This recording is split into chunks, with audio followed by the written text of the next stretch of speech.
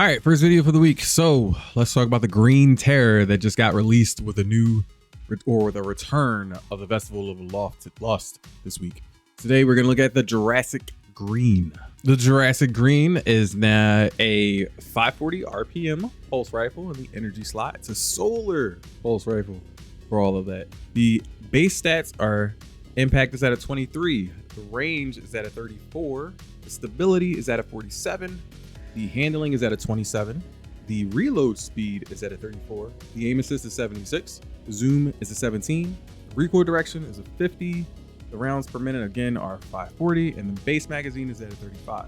Now the hip fire fall off is around 18 meters, and the ADS damage fall off is around 30 meters. The reload speed on this one is roughly around 2.3 seconds. Okay.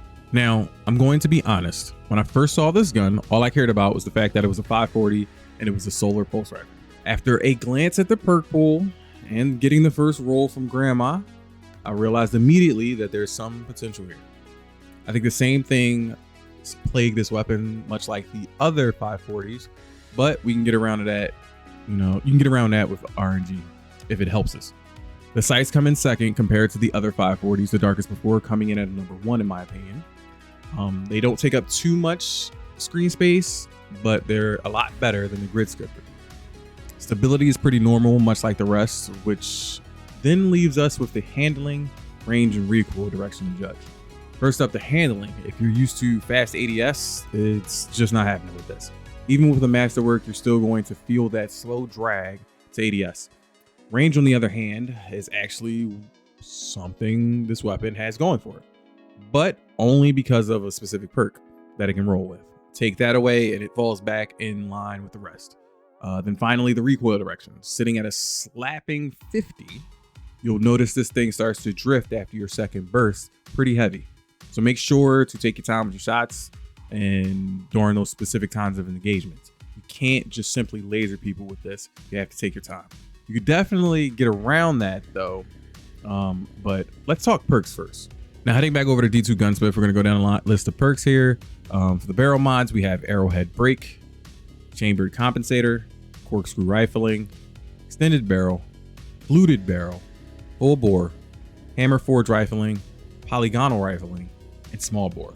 In the magazine slot here, second column, we have Extended Mag, Alloy Magazine, Pendant Mag, Armor Piercing Rounds, High Caliber Rounds, Ricochet Rounds, Flared Magwell, and Light Mag.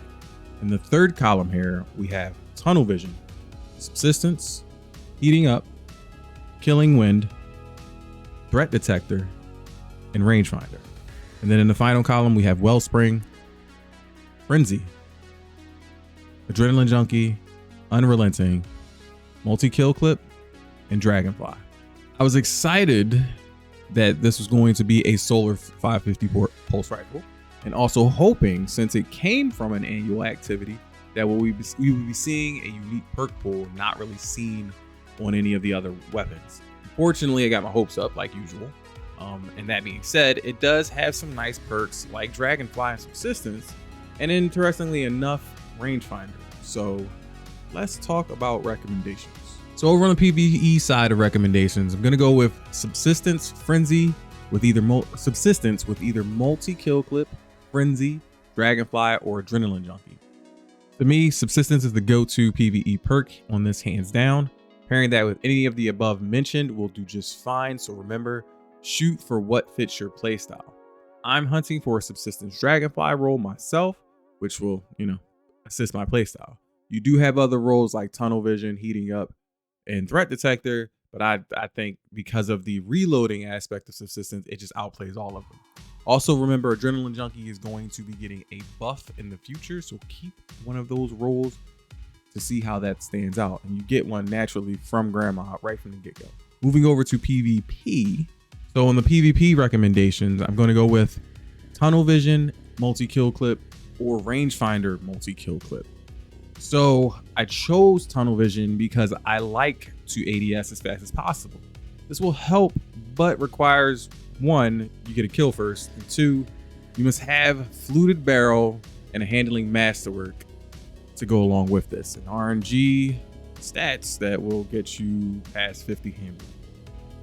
If you don't have that, then the ADS at that point doesn't really make a difference. It's possible, but you are definitely fighting RNG gods for that role specifically. For the next big maybe for me is Rangefinder. Yes, more range is good if you want to hit those further targets, but is it worth it overall?